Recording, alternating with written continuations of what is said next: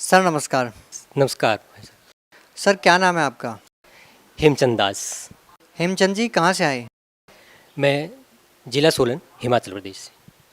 Sir संत रामपाल जी महाराज से कब जुड़े आप? मैं 2008 में संत रामपाल जी महाराज जी से जुड़ चुका था। सर संत रामपाल जी महाराज से नाम दीक्षा लेने से पहले आप क्या भक्ति साधना करते थे? पहले मैं अपने इलाके गांव में महाकाली का मंदिर, वहाँ पुजारी रहा 15-20-25 साल से। वहाँ पूजा का काम करता था और जागरण कीर्तन, भजन कीर्तन और वो भी जो भी कुछ जैसी पूजाएं आम चलती हैं उस तरह के हम किया करते थे। भंडारे वगैरह आदि किया करते थे। सर आप खुद एक मंदिर के पुजारी थे, बहुत सारी पूजाएं आप करते थे, तो फिर सर आपको संत रामपाल जी महाराज की शरण में आने की क्या आन पड़ी? संत रामपाल जी महाराज की बहुत बड़ी कृपा हुई। वो अखबार में कुछ लेख आते थे तो पहले तो मैं समझ नहीं पाया। 2005-06 में आते थे, मैं उन अखबारों को धार्मिक पृष्ठ को रख लिया करता था। लेकिन कुछ समय पश्चात जैसे मैं रद्दी से मैंने कागज़ निकाला तो उससे मुझे एक लेख मिला, संत रामपाल जी महाराज के द्वारा प्रस्तुत किया गया था लेख मिला। मैंने पढ़ा और पढ़ते मेरे दिल में एक ऐसी ठेस सी लगी कि ये ज्ञान कहाँ छुपा हुआ था।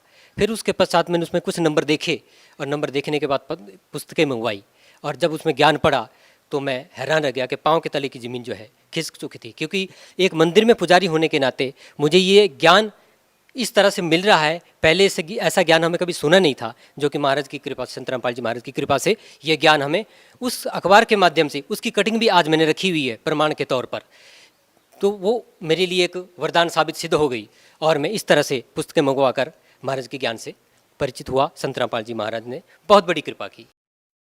सर जैसा कि आप मंदिर के पुजारी थे, निश्चित ही आपको बहुत सारे लोगों का विरोध का सामना करना पड़ा होगा, आपके पड़ोसियों का या आपके गांव वालों का। तो सर उस टाइम क्या परिस्थिति रही आपके साथ?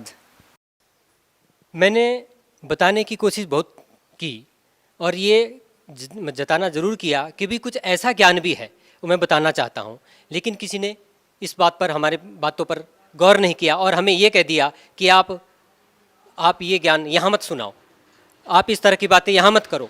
पर लेकिन मुझे लग रहा था कि महाराज की कृपा है, संत रामपाल जी महाराज की बहुत बड़ी कृपा है, ये जन जन को बतानी चाहिए और मैंने इसमें पूरा प्रयास करने की कोशिश की। लेकिन मालिक की कृपा ऐसी रही कि भाई मुझे इस ज्ञान से कोई डिगमगा नहीं सका। सर देखिए, संत रामपाल जी महाराज से नाम दीक्षा लेने से पहले आप बहुत सारी साधनाएं करते थे, जो कि हिमाचल प्रदेश में प्रचलित है, देव देवताओं की पूजा। सर आपको ऐसी कौन सी बातें संत रामपाल जी महाराज ने बताई जिससे आप प्रभावित हुए कि ये ज्ञान कहाँ छुपा था, ये बातें मैंने आज तक नहीं सुनी? सर ऐसी कौन सी बातें आपको लगी जिससे आप और ज़्यादा प्रभावित हुए? मैं इस बात से ज़रूर प्रभावित हुआ कि भी मैं आज तक यही मानता रहा कि ब्रह्मा विष्णु महेश से ऊपर कोई है नहीं।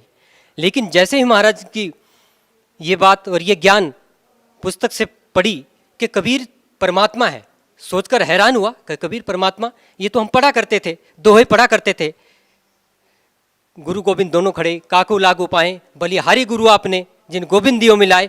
वो संत रामपाल जी महाराज गुरु रूप में हमें प्राप्त हुए। इस तरह से हमें ज्ञान जब प्राप्त हुआ कि ब्रह्मा विष्णु महेश से भी ऊपर महान शक्तियां हैं, पूर्ण कबीर परमात्मा जो है पूर्ण परमात्मा है, पूर्ण ब्रह्म है, वही सृजनहार है, ये हमें ज्ञान हुआ।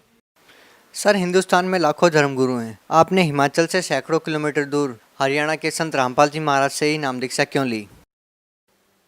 महाराज की ऐसी कृपा हुई कि परमात्मा ने अंदर एक ऐसी प्रेरणा जगाई कि जो ज्ञान उन्होंने दिया कि वो मंत्र जिससे हमारा आत्म कल्याण होना है, जिससे हमारा जन्म मरण का रोग घटेगा, जो हम जनों जनों से भोगकर आ रहे हैं, और ये ज्ञान हुआ कि हमें इस मोक्ष से ये मंत्र जो है महाराज जी हमें प्रदान करेंगे। तो हमें ये बहुत बड़ा आध्यात्मिक लाभ हुआ और एक बहुत बड़ा मंत्र से हमें परमात्मा ने जो है संत रामपाल जी महाराज जी ने ये हमें दान दिया, तो उनकी बड़ी कृपा रही। सर आप एक मंदिर के पुजारी रहे हैं, निश्चित ही आपने तीर्थ व्रत किए होंगे, आपने श्राद्ध भी निकाले होंगे, पितृ पूजाएं भी की होंगी। लेकिन जैसा कि संत रामपाल जी महाराज के श्रद्धालु बताते हैं कि संत रामपाल जी महाराज इस प्रकार की सभी साधनाओं को मना करते हैं, क्या ये सही है? अगर सही है तो कैसे? महाराज जी, संत रामपाल जी महाराज जी कहते हैं कि इस तरह की ये शास्त्रों के विरुद्ध साधनाएं आप लोग कर रहे हैं। हमें शास्त्रानुकूल साधना करनी है, जो कि महाराज ने अपने ज्ञान में बताई है और सत्संग में सुनाते हैं और पुस्तकों में बताते हैं, और हर एक भक्त को एक अपने इस ज्ञान के माध्यम से प्रेरणा जगाते हैं कि आप लोग शास्त्रानुकूल साधना करो। और जो आप साधना हम कर रहे थे, ये श्राद्ध निकालना, व्रत रखना, बहुत व्रत रखे, बहुत मतलब श्राद्ध वगैरह निकाले, लेकिन हमें इससे कोई लाभ नहीं होने वाला था। लाभ तो हमें महाराज द्वारा बताई गई, श्री संत रामपाल जी महाराज द्वारा बताई गई विधि से ही, जो शास्त्र अनुकूल है, उसी से ही हमें ज्ञान होना था, उसी से हमारे आत्म कल्याण होना था, और इसी साधना से ही हम परमात्मा को, पूर्ण ब्रह्म को, परमात्मा को प्राप्त कर सकते हैं। सर, आप एक मंदिर के पुजारी रहे हैं, आपने लोगों को कहा होगा कि तीर्थ व्रत नहीं करेंगे तो हानि हो जाएगी, अगर पितृ पूजा नहीं करेंगे तो हानि हो जाएगी। निश्चित ही ये बातें आपको बचपन में सुनने को मिली होगी। सर, क्या आपको पितृ पूजा बंद करने से या तीर्थ व्रत नहीं करने से कोई हानि हुई? परमात्मा की ऐसी दया हुई कि मुझे कोई हानि नहीं हुई, और मैं ये अपने आसपास जो भी जानकार हैं, मित्र हैं, गांव वाले हैं, मैं उनसे कहता हूं कि हमें कोई हानि नहीं हुई। क्यों हानि हो सकती है? क्योंकि हम परमात्मा के समर्थ, परमात्मा के शरण में जा चुके हैं। क्योंकि इस परमात्मा के द्वारा जो भी विधि विधान ज्ञान का है, उसमें हमारी रक्षा हो रही है। तो ये देवी देवता, ये श्राद्ध निकालने से जो भी ये छोटी मोटी लाभ है, इससे कोई प्रभावित नहीं हुए, हमें कोई दोष नहीं हुआ, और हमें बल्कि अत्यधिक लाभ हुआ परमात्मा की इस कृपा से। सर, संत रामपाल जी महाराज के श्रद्धालुओं का कहना है कि संत रामपाल जी महाराज से नाम दीक्षा लेने के बाद उनको आध्यात्मिक, भौतिक और बहुत सारे ऐसे लाभ होते हैं जो कि आज तक उनको केवल सुनने को मिले थे। आपको संत रामपाल जी महाराज से नाम दीक्षा लेने के बाद क्या लाभ मिले? महाराज संत रामपाल जी से ज्ञान और नाम लेने के बाद सबसे बड़ा लाभ जो हमें आध्यात्मिक ज्ञान हुआ, ऐसा ज्ञान जो हमने पहले कभी सुना नहीं था, ऐसा ज्ञान जो हमें पूर्ण मोक्ष प्राप्त करवाएगा, ऐसा ज्ञान जो पूरी आत्म संतुष्टि और बिल्कुल शरीर हल्का फुल्का हो जाएगा, ऐसा ज्ञान परमात्मा ने हमें प्रदान किया। और शारीरिक लाभ भी हुए, जैसे कि भक्तमती जी को पैरालाइज की शिकायत थी, वो जब डॉक्टर से रिपोर्ट करवाई गई तो डॉक्टर भी कहने लगे कि रिपोर्ट में कुछ नहीं आ रहा है और आप शिव को जल चढ़ाओ। हमने कहा कि डॉक्टर साहब, हम तो शिव के मंदिर में, माता के मंदिर में पहले से ही पुजारी हैं, तो जल चढ़ाने से हमें क्या लाभ होगा? लेकिन सबसे बड़ा लाभ हमें परमात्मा के नामदान से प्राप्त हुआ, और आज आत्मसंतुष्टि, बहुत बड़ी संतुष्टि हुई, और सबसे बड़ा आध्यात्मिक ज्ञान लाभ हुआ हमें। जैसे कि श्री संत रामपाल जी महाराज परमात्मा स्वरूप जिन्होंने हमें ज्ञान दिया, उनकी कृपा से हमें ये सारा ज्ञान, आध्यात्मिक लाभ हुआ, शारीरिक लाभ हुआ और आर्थिक लाभ हुआ। सर, आप 2008 से संत रामपाल जी महाराज से जुड़े हैं, उसके बाद बरवाला की घटना होती है और उनके ऊपर आरोप प्रत्यारोप लगते हैं। सर, आपके क्या विचार हैं? इसमें महाराज जी जो सच्चा ज्ञान दे रहे हैं, इसमें ये जो नकली ज्ञान दे रहे हैं, उनको ये बात बर्दाश्त नहीं हो रही है। और महाराज जी ने सबके शास्त्र, सारे शास्त्र खोल कर बता दिए, सबका ज्ञान जो है खोलकर ये दिखा दिया है कि कौन क्या बोल रहा है। तो महाराज जी ने, संत रामपाल जी महाराज जी ने सारे शास्त्र खोलकर शास्त्रानुकूल जो साधना बताई है, कबीर परमात्मा के पूरा नाम दिया गया है, कबीर जी का नाम दिया गया है, गीता जी में कबीर जी का नाम दिया गया है, गुरु ग्रंथ साहिब में कबीर साहिब जी का नाम दिया गया है, जो कि संत रामपाल जी महाराज जी ने एक एक पेज खोलकर सबके सामने खोल कर बता दिया है, और पूरे रूप से ये ज्ञान सब जनता के सामने प्रस्तुत कर दिया है। सर, आप एक मंदिर के पुजारी रहे हैं, आपको अच्छे से पता है कि संत की पहचान इस समाज में कपड़ों से, मालाएं पहनने से, जटा बढ़ाने से, दाढ़ी बढ़ाने से होती है। लेकिन संत रामपाल जी महाराज के विषय में ऐसा कुछ नहीं है। संत रामपाल जी महाराज बहुत ही साधारण सी वेशभूषा रखते हैं। उनको संत मानना आम समाज के लिए कितना मुश्किल है?